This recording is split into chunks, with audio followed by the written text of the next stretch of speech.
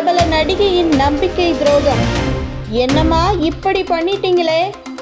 கதறி வரும் பிரபல இயக்குனர். நடிகை ஐஸ்வர்யா ராஜேஷ் தமிழ் சினிமாவின் முன்னணி நடிகையாக வலம் வருகிறார்.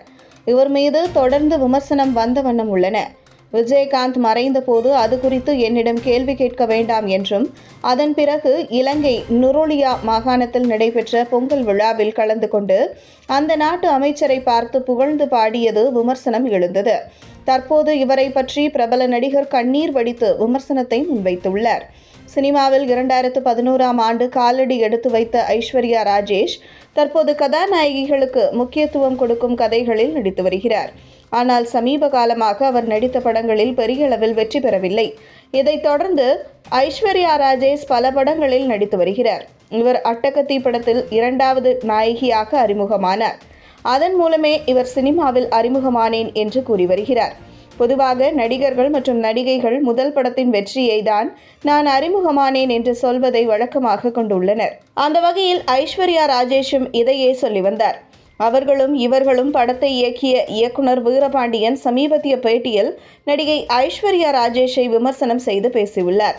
ஆரம்பத்தில் ஆட்டோவுக்கு கூட காசில்லாமல் அம்மாவுடன் என் ஆஃபீஸுக்கு அடிக்கடி வருவார் என்றும், கண்டிப்பா நீதான்மா என் படத்துல ஹீரோயின் என்றும் சொல்லி அவரையே புக் பண்ணேன். என் கூட இருக்கிறவங்களே அவர் ரொம்ப குண்டா இருக்கிறத பார்த்துட்டு இவங்களையெல்லாம் ஏன் ஹீரோயின் ஆக்குறாங்கன்னு பின்னாடியே பேசினாங்க.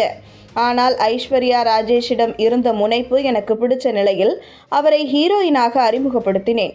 ஆனால் அதன் பின் அவர் வளர்ந்து விட்ட நிலையில் என்னை அப்படியே மறந்துவிட்டார் என வீரபாண்டியன் பேட்டி கொடுத்துள்ளார். முன்னதாக இவர் நகைக்கடை திறப்பு விழாவில் கலந்து கொண்ட போது மறைந்த கேப்டன் விஜயகாந்த் குறித்து கேட்ட கேள்விக்கு கையெடுத்து தன்னிடம் இது குறித்து கேட்காதீர்கள் என்று கூறியது. இணையத்தில் நெட்டிசன்கள் செம்மையாக ஐஸ்வர்யா ராஜேஷை விமர்சித்து வந்தனர். அதன் தொடர்ச்சியாக இலங்கைக்கு சென்றிருந்தார்.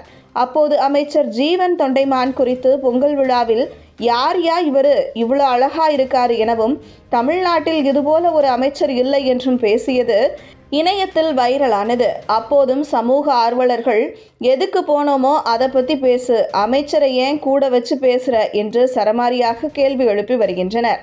இந்த நிலையில் இயக்குனர் வீரபாண்டியன் ஐஸ்வர்யா குறித்து பேசியது தொடர்பான வீடியோக்கள் இணையத்தில் வைரலாக, நீ ஒன்றும் பெரிய நடிகை இல்லையே, எதுக்கு விளம்பரம் தேடிக்கொண்டு இருக்கிற என்றும், எப்போதும் வளர்த்தவர்களை அவமதிப்பது என்பது மிகப்பெரிய துரோகம் என விமர்சித்து வருகின்றார். தமிழ் 10 படங்களில் நடித்து முடிப்பதற்குள் பல பிரச்சனையை தலையில் தூக்கி வைப்பது சரியானது அல்ல என்று அட்வைஸ் செய்து வருகின்றனர்.